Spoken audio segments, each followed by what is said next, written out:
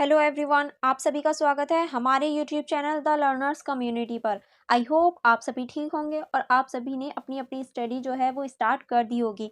जैसे कि आप सभी को पता है, हम लोग सेमेस्टर 6 कवर कर रहे हैं और सेमेस्टर 6 में जो हमारी पॉलिटिकल साइंस है, हम लोग उसे कवर कर रहे हैं। और जो हमारी पॉलिटिकल साइंस का नाम है वो है अंडरस्टैंडिंग ग्लोबलाइजेशन, जिसमें हम ऑलरेडी यूनिट 2 तक कवर कर चुके हैं और आज हमारी यूनिट नंबर 3 स्टार्ट होने वाली है। ठीक है, अगर आपने यूनिट 2 तक वीडियोस नहीं देखी हैं तो आप जल्दी से चेकआउट कर लीजिए। सारी वीडियोस के लिंक आपको डिस्क्रिप्शन बॉक्स में मिल जाएंगे, आप वहां देख सकते हैं और अपनी स्टडी को कंटिन्यू कर सकते हैं। और आज की जो हमारी स्टार्ट होने वाली है वो है यूनिट 3, जिसमें हम मेनली 3 पार्ट देखेंगे। यानी हमारी जो यूनिट 3 है इसमें 3 पार्ट हैं, जिसमें कि हम वीडियो 1 में 1 पार्ट कवर करने वाले हैं। यानी आज की जो हमारी वीडियो है वो यूनिट 3 की 1 वीडियो है एंड देन 2 वीडियो आएगी एंड देन 3 वीडियो आएगी, क्योंकि हमारी यूनिट 3 में 3 चैप्टर्स हैं और हम 3 चैप्टर्स को बारी बारी से एक एक करके कवर करेंगे। और चलिए फिर बिना देरी करे आज हमारा जो चैप्टर होने वाला है यानी यूनिट 3 का चैप्टर नंबर 1, उसकी स्टार्टिंग करते हैं। ठीक है, हम सबसे पहले देखेंगे हमारे चैप्टर का नाम। यानी आपके चैप्टर का नाम जो है वो है वैश्विक पर्यावरण के मुद्दे, ग्लोबल वार्मिंग, जैव विविधता, संसाधन की कमी। ये हमारे चैप्टर का नाम है। यानी हम मेनली वैश्वीकरण के जो मेन मुद्दे होते हैं या वैश्वीकरण की जो वो मुद्दे हैं उन सभी पर विचार करने वाले हैं, जिसमें कि ग्लोबल वार्मिंग होगा, हमारा जैव विविधता होगा और संसाधनों की कमी जो है, इन सभी मुद्दों पर हम बारी बारी से चर्चा करने वाले हैं। आई होप आपको पता चल गया होगा कि हम इस चैप्टर में क्या क्या चीज़ें कवर करने वाले हैं। यानी हमारी यूनिट नंबर 3 का जो पार्ट 1 है उसमें हम क्या क्या चीज़ें देखने वाले हैं, क्या क्या चीज़ें हमें कवर करनी है, आपको थोड़ी सी नॉलेज हो गई होगी। चलिए फिर बिना देरी करें वैश्विक पर्यावरणवाद को देख लेते हैं कि वैश्विक पर्यावरणवाद होता क्या है। पहले हमें यही तो पता चलना चाहिए कि वैश्विक पर्यावरण होता क्या है या फिर वैश्विक पर्यावरणवाद होता क्या है। अब हम पहले इसी के ऊपर चर्चा करेंगे एंड देन उसके बाद हम इन सारे टॉपिक्स के ऊपर चर्चा करने वाले हैं। चलिए फिर बिना देरी किए इस वीडियो की शुरुआत करते हैं वैश्विक पर्यावरणवाद से। 1962 में रेचल कार्सन की कृति साइलेंट स्प्रिंग के बाद पर्यावरण के विषय में वैश्विक स्तर पर सभी का ध्यान आकर्षित किया। यानी इन्होंने एक 1962 में एक बुक लिखी जिसका नाम था साइलेंट स्प्रिंग, जिसकी वजह से क्या हुआ, पर्यावरण के जो विषय हैं या पर्यावरण के जो मुद्दे हैं उन पर पूरे विश्व का ध्यान आकर्षित किया इन्होंने, ताकि जो पर्यावरण के मुद्दे बढ़ रहे थे उन पर ध्यान दिया जा सके।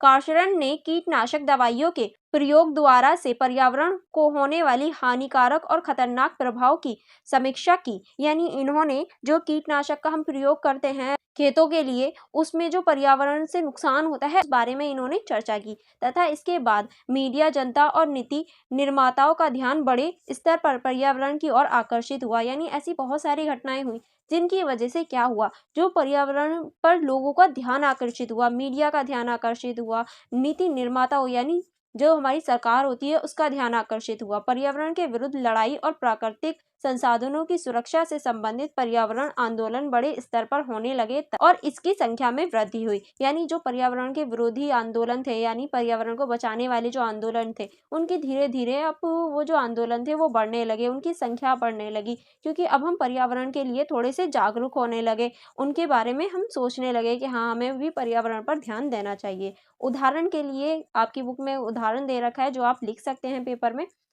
पारे का प्रयोग, हाइड्रोजन बम परीक्षण, 3 मील द्वीप पर्यावरण दुर्घटना, आनुवांशिक रूप से परिवर्तित फसल आदि जैसे मामलों में सार्वजनिक क्षेत्र में पर्यावरण संबंधित आंदोलन का महत्व बढ़ गया। यानी इन सभी मुद्दों पर अब धीरे धीरे से ध्यान आकर्षित करा जाने लगा और किस तरह से हम इन सारे मुद्दों से ओवरकम हो सकते हैं, ऊपर उठ सकते हैं, इस बारे में जोर दिया जाने लगा।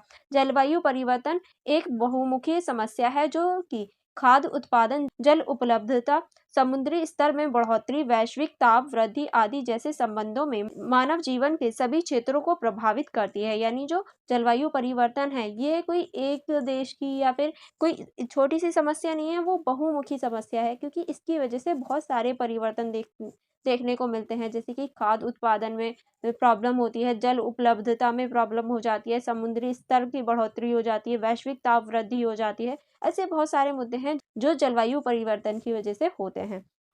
प्रदूषण और जलवायु परिवर्तन की समस्या किसी भी राष्ट्र की सीमा का सामना नहीं करती, यह पूरे विश्व को बड़े स्तर पर प्रभावित करती है। यानी जलवायु परिवर्तन हो गया या फिर प्रदूषण वगैरह हो गया, ये किसी भी देश की सीमा को नहीं देखते, ये पूरे विश्व को प्रभावित करते हैं। इसीलिए इनके लिए कोई भी सीमा मायने नहीं रखती और यही कारण है कि इन्हें ये विश्व लेवल पर देखा जाता है कि हाँ, हमें सबको मिलकर इसमें पार्टिसिपेट करना चाहिए, इसे रोकना चाहिए।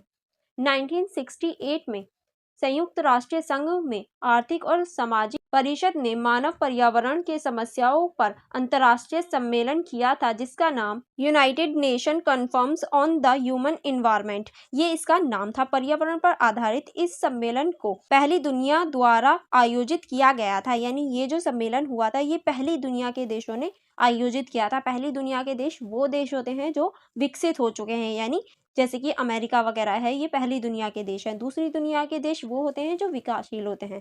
तीसरी दुनिया के कौन से देश होते हैं, ये आपको मुझे कमेंट बॉक्स में बताना है। देखते हैं आपको पता भी है या नहीं। ओके, जिसको पता है कमेंट बॉक्स में बताना, तीसरी दुनिया के देश किन्हें बोला जाता है।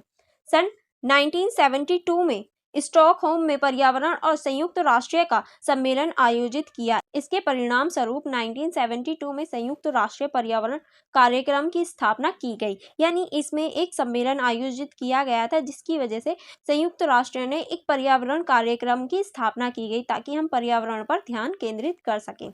वर्तमान में संयुक्त राष्ट्र पर्यावरण कार्यक्रम वैश्विक स्तर पर पर्यावरण के संबंधों का प्रमुख प्रतीक है। इसी के दौरान भारत के नेतृत्व में विकासशील देशों ने विकास के अधिकार की मांग की थी और तब से विकास के अधिकार की अवधारणा पर्यावरण कूटनीति की एक विशेषता रही है, जिसके कारण सतत विकास को एक दिशा प्राप्त हुई है। यानी अब हम कह सकते हैं जो हमारा वर्तमान स्थिति है उसमें पर्यावरण को ध्यान में रहकर विकास करा जाता है और इसकी जो शुरुआत है या इसका जो नेतृत्व है वो कहीं ना कहीं भारत ने भी इसमें योगदान दिया है। विकासशील देशों का बहुत बड़ा योगदान है, क्योंकि वो अब सतत विकास की ओर बढ़ रहे हैं कि किस तरह से हम सतत विकास कर सकते हैं। सतत विकास का अर्थ होता है पर्यावरण को बिना हानि पहुंचाए विकास करना। ओके, एक लिमिट से विकास करना, वही सतत विकास कहलाता है। पर्यावरण संबंधी समस्याओं को पता लगाने के लिए दो मुख्य दृष्टिकोण है। यानी पर्यावरण संबंधी जो समस्याएं हैं उनका पता लगाने के लिए दो प्रमुख दृष्टिकोण आपकी बुक में दे रखे हैं। अब वो कौन कौन से हैं, चलिए देखते हैं। जिनमें पहला पर्यावरण केंद्रीय दृष्टिकोण है और दूसरा मानव केंद्रीय दृष्टिकोण। यानी हम किसी भी पर्यावरण के मुद्दों को पता लगाना चाहते हैं तो हम दो दृष्टिकोणों का यूज करते हैं। पहला होता है हमारा पर्यावरण केंद्रीय दृष्टिकोण और दूसरा होता है मानव केंद्रीय दृष्टिकोण। ठीक है, हम इन्हीं दोनों दृष्टिकोण की वजह से पर्यावरण की जो समस्याएं हैं उनका पता लगाते हैं। अब इसके अंतर्गत कैसे आता है, चलिए इसको देखते हैं। पर्यावरण केंद्रीय दृष्टिकोण से अभिप्राय है कि जहां पर्यावरण स्वयं अपने लिए महत्वपूर्ण हो, यानी पर्यावरण ही महत्वपूर्ण है, वो पर्यावरण केंद्रीय दृष्टिकोण हो गया। मानव केंद्रीय दृष्टिकोण से अभिप्राय है जहां मनुष्य के लिए पर्यावरण के लाभों का महत्व हो, यानी जहां मनुष्य तो इम्पोर्टेंट हो वहां पर्यावरण भी इम्पोर्टेंट हो, यानी मनुष्य के लिए पर्यावरण इम्पोर्टेंट हो, वो क्या हो जाएगा, मानव केंद्रीय दृष्टिकोण हो जाएगा।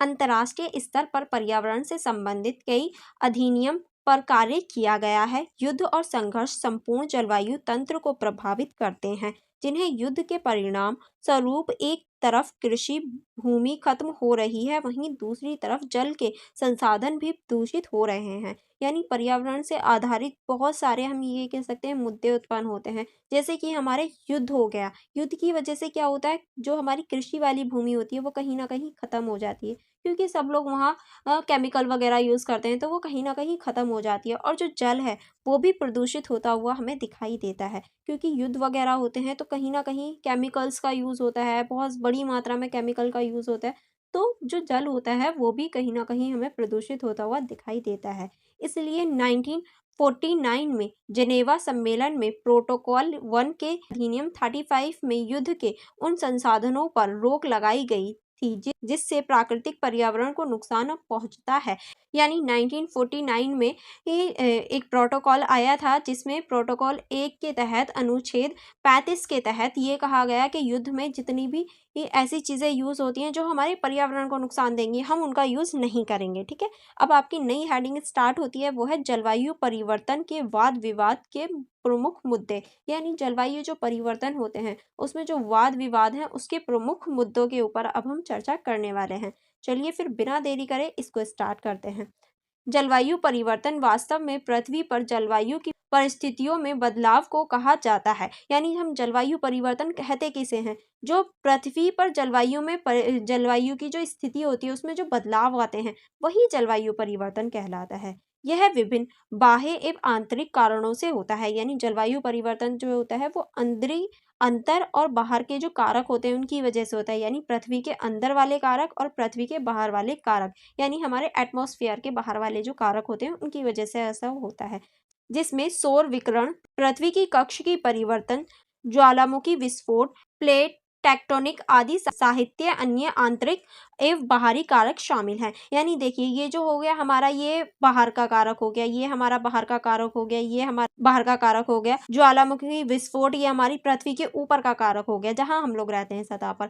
और टेक्टोनिक प्लेट का खिसकना ये हमारी पृथ्वी के आंतरिक हो गया, यानी ये हमारी पृथ्वी के अंदर पाई जाती हैं टेक्टोनिक प्लेट, उनका ये आंतरिक कारण हो गया। इन सभी कारणों की वजह से हम जलवायु परिवर्तन देख लेते हैं। वास्तव में जलवायु परिवर्तन पिछले कुछ दशकों में विशेष रूप से चिंता का कारण बना है। पृथ्वी पर जलवायु के स्वरूप में परिवर्तन वैश्विक चिंता का विषय बन चुका है। जलवायु परिवर्तन के कई कारण होते हैं और यह परिवर्तन विभिन्न तरीकों से पृथ्वी पर जीवन को प्रभावित करते हैं। यानी जलवायु परिवर्तन जो है अब एक चिंता का विषय बन गया है, क्योंकि ये धीरे धीरे बढ़ता ही जा रहा है और जलवायु परिवर्तन के कई कारण होते हैं और ये पृथ्वी के हर एक जीव पर अलग प्रभाव डालता है। ऐसा नहीं है जो मनुष्य पर प्रभाव डालेगा वही जानवरों पर भी होगा, नहीं, हर जीव पर अलग इसका प्रभाव देखने को मिलता है। अब हम देखेंगे वैश्विक साझा संपत्ति। अब वैश्विक साझा संपत्ति किसे कहते हैं? जो पूरे विश्व के लिए साझा हो, पूरे विश्व का एक ही अधिकार हो, वो वैश्विक साझा संपत्ति है। कैसे? चलिए देखते हैं। वैश्विक साझा संपत्ति से अभिप्राय है वायुमंडल, समुद्र और अंतरिक्ष से पृथ्वी के संसाधन से है, जो किसी एक देश का न होकर पूरे विश्व का है तथा पूरे विश्व का इस पर अधिकार उपलब्ध है। यानी जो साझा संपत्ति होती है, जैसे हमारा वायुमंडल हो गया, हमारी अंतरिक्ष हो गया और पृथ्वी की और जितनी भी चीजें हैं जिन पर किसी एक देश का अधिकार ना हो, सबका समान अधिकार हो, वही हमारी साझा संपत्ति के अंतर्गत आती हैं। साझा संपत्ति का विचार यह है कि कोई भी देश वायु, जल या भूमि को अंधाधुंध तरीके से प्रदूषित ना करे और यदि कोई प्रदूषण को बनाने में योगदान होता है तो वही देश उसके लिए जिम्मेदार होगा और वही देश जिम्मेदार समस्या का पता लगाने में होने वाले खर्चे और समस्या को ठीक करने में होने वाले खर्चे का भार उठाएगा। यानी हम ये कह सकते हैं कि कोई भी देश जो है वो जल का हो गया, भूमि का हो गया, वायुमंडल का हो गया, अंधाधुंध यूज़ नहीं कर सकता और ना ही इसको प्रदूषित कर सकता कि हाँ हम अंधाधुंध हम अपने विकास को देखेंगे। जैसे कि हम भारत का एग्जाम्पल ले लें, भारत अपना विकास देखेगा, पर्यावरण को नहीं देखेगा, बस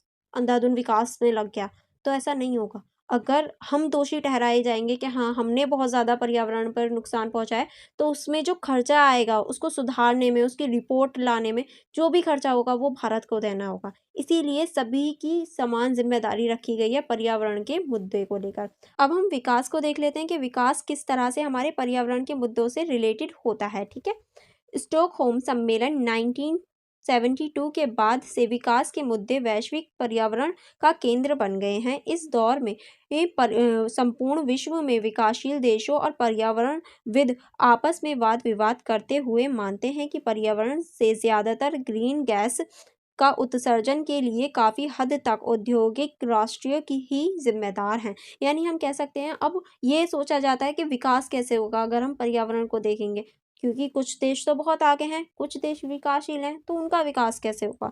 तो ये कहा जाता है कि जो उद्योग राष्ट्र हैं, यानी जो उद्योग कर रहे हैं, वही ग्रीन हाउस गैस निकालते हैं, वही पर्यावरण को ज़्यादा नुकसान पहुंचाते हैं। विकसित देशों का यह दावा है कि विकासशील देश अधिक से अधिक ग्रीन गैस का उत्सर्जन कर रहे हैं, जिससे कि वायुमंडल में परिवर्तन आ रहा है और वैश्विक ताप वृद्धि जैसी समस्याओं का सामना विश्व को करना पड़ रहा है। यानी जो विकसित देश हैं वो कहते हैं कि विकासशील देशों की वजह से ऐसा हो रहा है, क्योंकि ये लोग अपना डेवलप कर रहे हैं। अगर ये लोग अपना डेवलप रोक दें, यानी ये लोग अपना विकास रोक दें, तो ग्रीन हाउस गैस भी नहीं निकलेगी और पर्यावरण को भी नुकसान नहीं होगा। और ऐसा पॉसिबल थोड़ी ना है, ये तो सारी चीज़ें लेकर बैठे हैं, अब ये कुछ ना लें तो ये तो गलत होगा। इसी वजह से जो विकसित देश हैं वो विकासशील देशों को हमेशा ब्लेम करते हुए दिखाई देते हैं कि यह आपकी वजह से हो रहा है।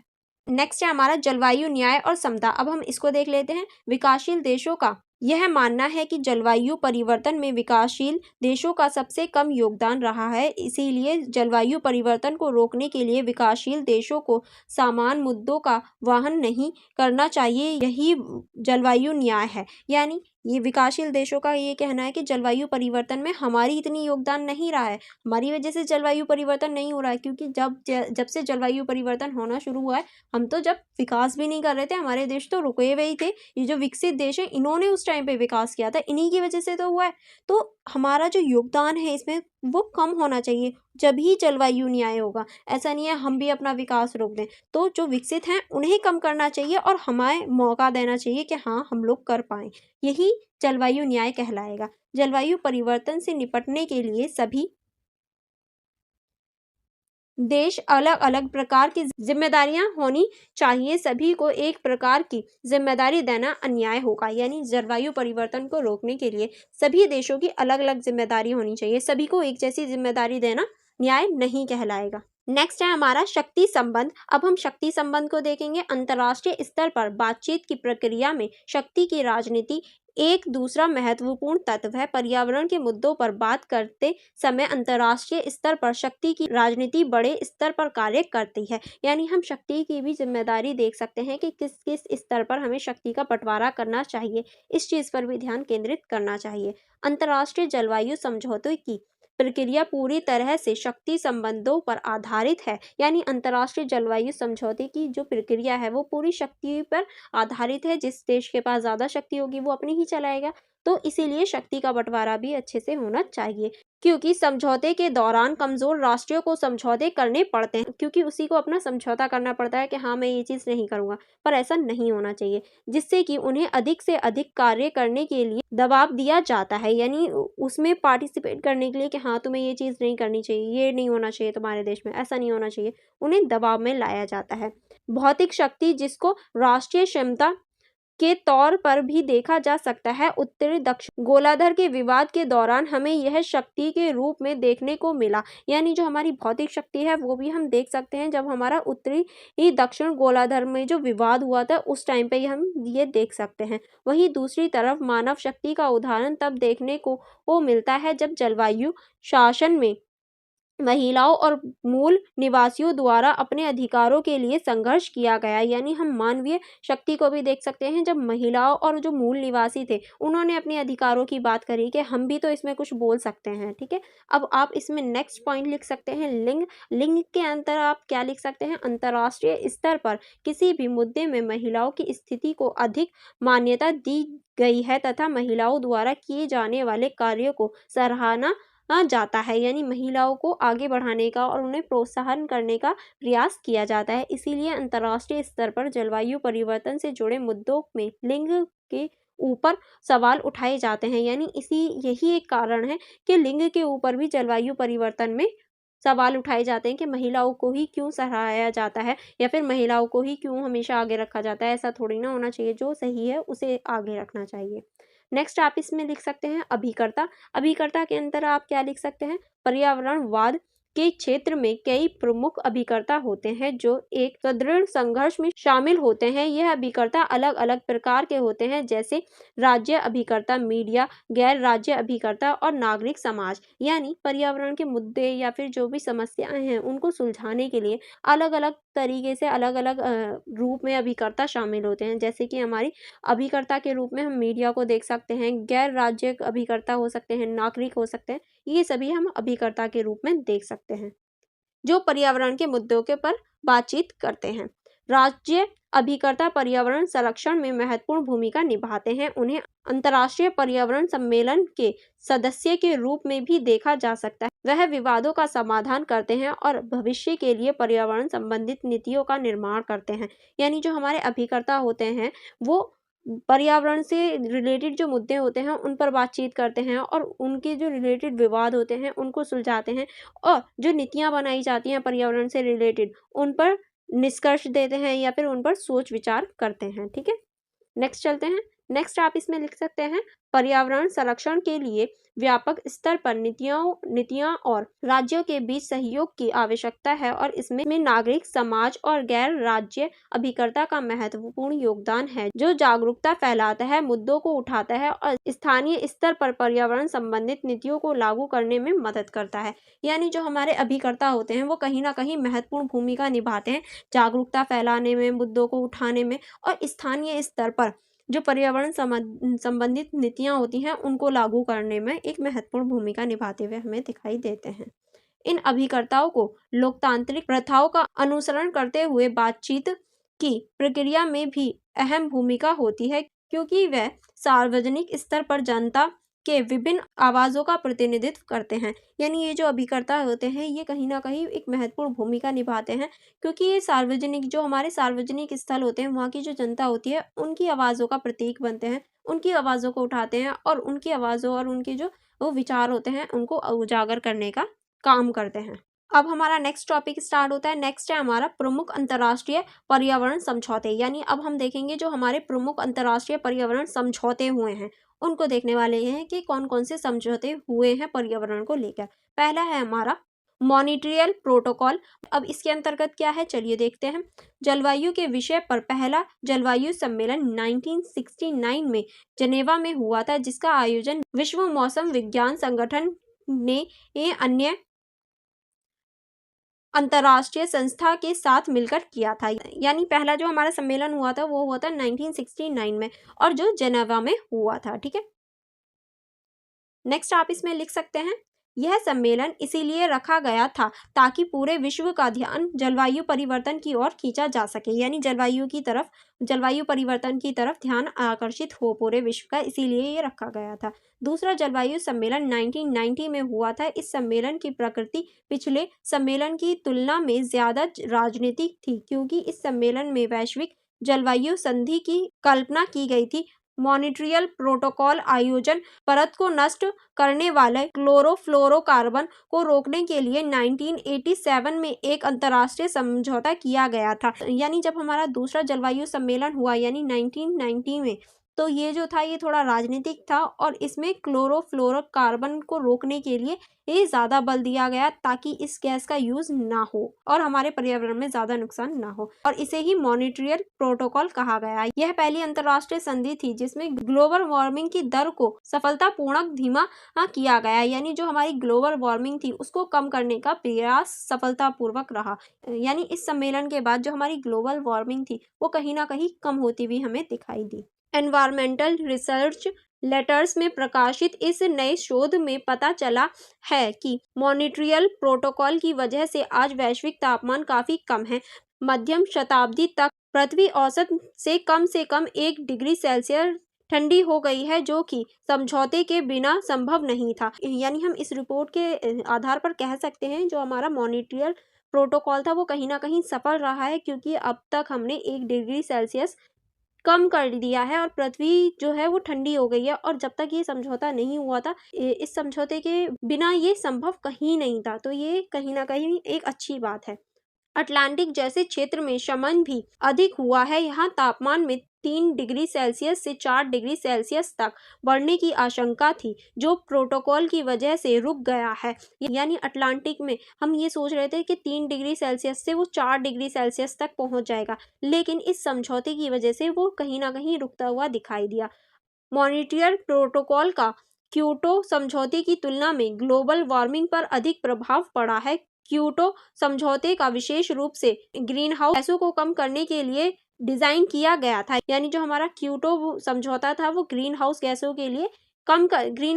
को कम करने के लिए बनाया गया था। जहां क्योटो समझौते के तहत की गई कार्रवाई से सदी के मध्य तक तापमान में केवल 0.12 डिग्री सेल्सियस की कमी आई थी, वहीं मॉन्ट्रियल प्रोटोकॉल से शमन के तापमान में 1 डिग्री सेल्सियस में कमी आई। यानी क्योटो प्रोटोकॉल से तो सिर्फ 0.12 डिग्री सेल्सियस में कमी आई थी, लेकिन जो हमारा मॉन्ट्रियल प्रोटोकॉल था उसने 1 डिग्री सेल्सियस में कमी लाकर दिखाई और वो ज़्यादा सफल रहा, हम ये कह सकते हैं। ठीक है, नेक्स्ट चलते हैं। नेक्स्ट आप इसमें लिख सकते हैं मॉन्ट्रियल प्रोटोकॉल ने अटलांटिका के आसपास के वायुमंडल संकुलेशन को कैसे प्रभावित किया। यह जानने के लिए टीम ने निष्कर्ष निकाला, यानी इसने किस तरह से वर्क किया ये जानने के लिए टीम ने निष्कर्ष निकाला। अब कैसे, ये देखते हैं। शोधकर्ताओं ने वायुमंडल रसायन के दो दृश्यों के तहत वैश्विक जलवायु का मंडल तैयार किया। पहला मॉन्ट्रियल प्रोटोकॉल के साथ और दूसरा इसके बाद। उन्होंने सिमुलेशन के आधार पर सीएफसी के विकास दर को 3% प्रति वर्ष माना, जो कि मॉन्ट्रियल प्रोटोकॉल की स्थापना के समय माने गए सीएफसी विकास दर से बहुत कम था। शोधकर्ताओं ने पाया कि सीएफसी को कम करने में मॉन्ट्रियल प्रोटोकॉल का बहुत बड़ा प्रभाव है। यानी हम ये कह सकते हैं, ऐसे ही शोधकर्ताओं ने निष्कर्ष निकालना शुरू किया और इसके ऊपर रिसर्च की, तो उन्होंने देखा कि वो जो सीएफसी है वो उसको कम करने में बहुत महत्वपूर्ण भूमिका निभाता है। कौन? मॉन्ट्रियल प्रोटोकॉल, क्योंकि ये कहीं ना कहीं इसे कम करने का कार्य करता है और जिसकी वजह से जो हमारी जलवायु परिवर्तन है वो भी हुआ, अच्छे वे में हुआ, और जो हमारा प्रदूषण है वो भी कम होता हुआ दिखाई दिया। नेक्स्ट जो समझौता हुआ है वो है आपका संयुक्त राष्ट्रीय मरुस्थलीकरण रोकथाम कन्वेंशन। ये आपका नेक्स्ट कन्वेंशन है। अब हम इसके देख लेते हैं। यह 1994 में स्थापित किया गया था। यह भूमि के स्थायी प्रबंधन और मरुस्थलीय को रोकने के लिए कार्य करता है। यानी ये इसकी जो स्थापना हुई थी वो 1994 में हुई थी और ये मरुस्थलीय क्षेत्रों के लिए बनाया गया था। यह प्रभावित पारिस्थितिक तंत्र में सुधार लाने, मरुस्थलीयकरण का मुकाबला करने, भूमि का क्षरण रोकने, ये स्थायी भूमि प्रबंधन को प्रोत्साहित करने और भूमि अनुसंधान की तथा में योगदान देने का प्रयास करता है। यानी ये जो हमारा कन्वेंशन था, ये भूमि के क्षरण यानी भूमि का जो ह्रास होता है, भूमि में जो गिरावट आती है, उस चीज को रोकने के लिए था और जो भूमि की गुणवत्ता है उसको सुधारने में प्रयास करने का था। ठीक है, आई होप आपको ये चीज भी समझ में आ गई होगी। अब हम नेक्स्ट कन्वेंशन देख लेते हैं, वो है हमारा जैव विविधता पर कन्वेंशन। अब हम इसको देखेंगे कि किस तरह से जैव विविधता पर कन्वेंशन आया था। 1992 में रियो डी जेनेरिया में पर्यावरण एवं विकास पर हुआ संयुक्त राष्ट्रीय सम्मेलन पर्यावरण के इतिहास के महत्वपूर्ण सम्मेलनों में से एक है। इस सम्मेलन को पृथ्वी सम्मेलन के नाम से जाना जाता है। यानी जो हमारा जैव विविधता पर कन्वेंशन है, इसी को पृथ्वी सम्मेलन के नाम से भी जानते हैं, जो कि हमारा 1992 में हुआ था और रियो डी जेनेवा में हुआ था। ठीक है, चलिए फिर आगे बढ़ते हैं। आगे आप इसमें लिख सकते हैं, इस सम्मेलन के दो परिणाम निकले, जिसमें एक तरफ जहां जैव विविधता पर कन्वेंशन को अपनाया गया था, वहीं दूसरी तरफ संयुक्त राष्ट्रीय जलवायु परिवर्तन फ्रेमवर्क कन्वेंशन को अपनाया गया था। यानी एक तरफ तो इसमें जैव विविधता को अपनाया गया था और दूसरी तरफ जलवायु परिवर्तन फ्रेमवर्क कन्वेंशन को अपनाया गया था। यह जैव विविधता कन्वेंशन जैव विविधता और अन्य प्राकृतिक संसाधनों के संरक्षण के लिए बहुपक्षीय संधि को कानूनी तौर पर अनिवार्य करता है। यानी इसमें जैव विविधता पर जोर दिया गया था। ठीक है, अब हम नेक्स्ट कन्वेंशन देख लेते हैं। नेक्स्ट जो कन्वेंशन आपकी बुक में है वो है संयुक्त राष्ट्रीय जलवायु परिवर्तन फ्रेमवर्क कन्वेंशन। यानी संयुक्त राष्ट्रीय जलवायु परिवर्तन फ्रेमवर्क कन्वेंशन जो है, अब हम इसके बारे में देखेंगे। पृथ्वी सम्मेलन का अन्य परिणाम यह था कि इसी सम्मेलन में संयुक्त राष्ट्रीय जलवायु परिवर्तन फ्रेमवर्क को अपनाया गया। यानी पृथ्वी सम्मेलन जो था उसी के अंतर्गत जो हमारा जलवायु परिवर्तन फ्रेमवर्क था, इसको भी अपना लिया गया, जिसके कारण जलवायु परिवर्तन अंतर्राष्ट्रीय राजनीति का एक महत्वपूर्ण केंद्र बन गया। संयुक्त राष्ट्रीय जलवायु परिवर्तन फ्रेमवर्क कन्वेंशन ने वित्तीय और तकनीकी सहायता, प्रक्रियात्मक प्रक्रिया, जलवायु संबंधित उपाय, संसद कर विकास के संबंध में दिशा निर्देश निर्धारित किए थे, ताकि सभी देश जलवायु परिवर्तन से निपटने के लिए शर्तों को पूरा कर सकें। यानी इसने सभी मुद्दों के लिए दिशा बनाई, निर्देश बनाए कि क्या क्या फॉलो होना है, क्या क्या नहीं होना, ताकि सभी देश उसे फॉलो कर सकें और किसी भी देश पे बर्डन ना हो और सभी देश उसको फॉलो कर पाएं। ठीक है, जैसे फर्स्ट आप इसमें लिख सकते हैं बर्लिन जनादेश। 1995 में बर्लिन में इन्वेंशन ऑफ पार्टी की पहली बैठक हुई थी, जिसके पश्चात ऐसा माना गया था कि संयुक्त राष्ट्र जलवायु परिवर्तन फ्रेमवर्क कन्वेंशन अपने सदस्य देशों को ग्रीन गैस के उत्सर्जन को कम करने के लिए बाध्य कर सकता है। इन्हें कन्वेंशन को युद्ध करने के लिए एक स्वाभाविक प्रैक्टिकल की संरचना एवं रूपरेखा तैयार की गई।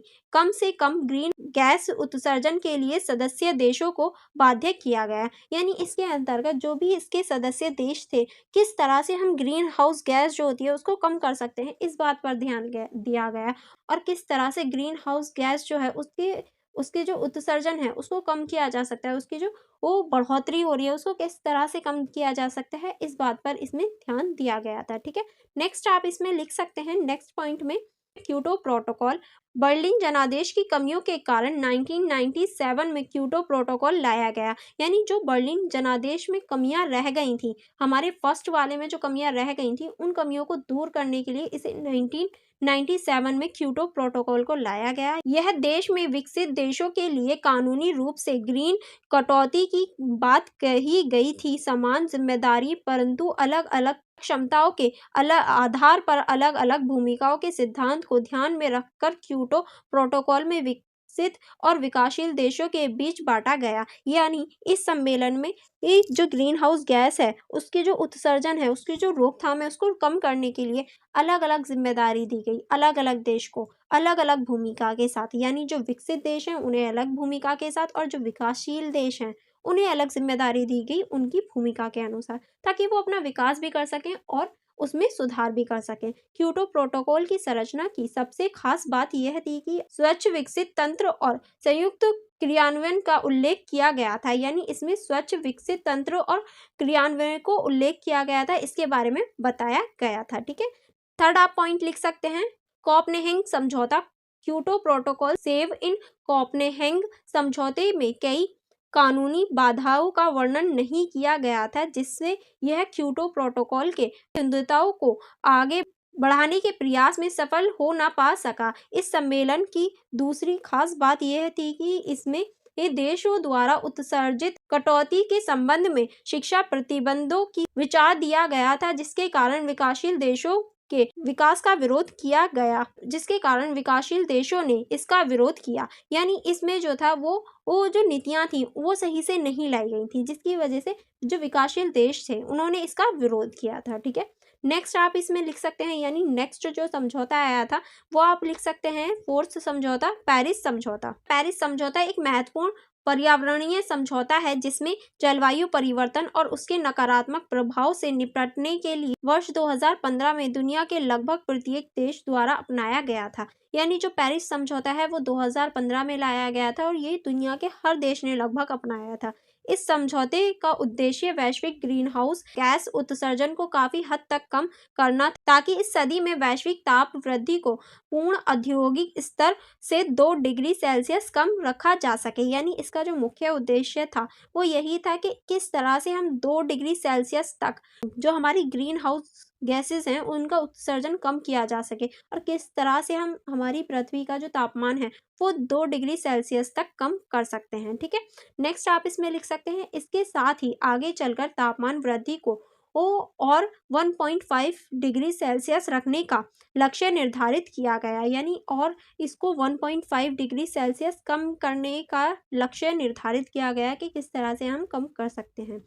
अध्याय तत्व यह है कि इन लक्ष्यों की प्राप्ति के लिए प्रत्येक देश को ग्रीन हाउस गैसों के अपने उत्सर्जन को कम करना हो, जिसके संबंध में कई देशों द्वारा सराहनीय प्रयास भी किया गया है। यानी हम ये कह सकते हैं इसके अंतर्गत सभी देशों को प्रयास करना होगा अपने देश की ग्रीन हाउस गैस को कम करने का, और बहुत सारे देशों ने किया भी है। यानी हम कहीं ना कहीं देख सकते हैं कि हर देश ने अपना प्रयास किया है, अपनी ग्रीन हाउस गैस को कम करने का प्रयास कर रहे हैं। यह समझौता विकसित राष्ट्रों को उनके जलवायु से निपटने के प्रयासों में विकासशील राष्ट्रों की सहायता हेतु एक मार्ग प्रदान करता है। यानी ये जो समझौता है ये विकसित राष्ट्रों को जलवायु परिवर्तन से निपटने के लिए एक मार्गदर्शन प्रदान करता है, जो कि विकासशील देशों के लिए भी है। यानी विकासशील देश और विकसित देश दोनों ही किस तरह से जलवायु परिवर्तन से निपट सकते हैं, इस बात पर इसमें जोर दिया गया है। आई होप आपको ये चैप्टर समझ में आ गया होगा। क्योंकि इस पूरे चैप्टर में हमारे जलवायु परिवर्तन के ऊपर बात की गई है,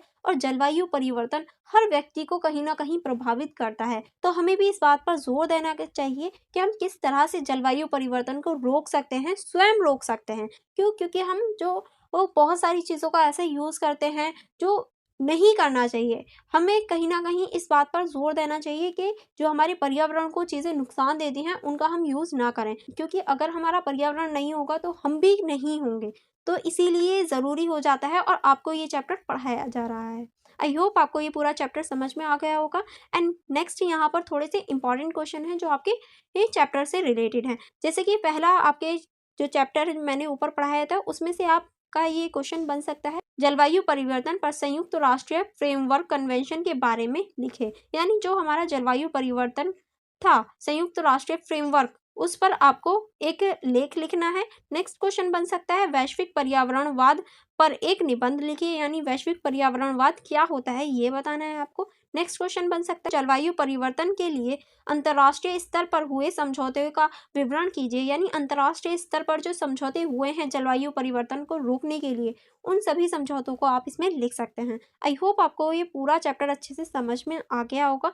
and for more videos, for more chapters, आप हमारे चैनल को सब्सक्राइब कर सकते हैं, द लर्नर्स कम्युनिटी को। और हमारा जो ऐप है द लर्नर्स कम्युनिटी DUSOL, उसको डाउनलोड कर सकते हैं ताकि आपकी जो स्टडी है वो अच्छी हो पाए, क्योंकि वहाँ आपको ये फ्री में PPT देख क्योंकि वहाँ आपको ये पूरे नोट्स फ्री में मिल जाएंगे। वहाँ आप इजीली इन्हें खुद भी पढ़ सकते हैं। ओके, चलिए फिर मिलते हैं नेक्स्ट वीडियो के साथ। Thank you for watching everyone.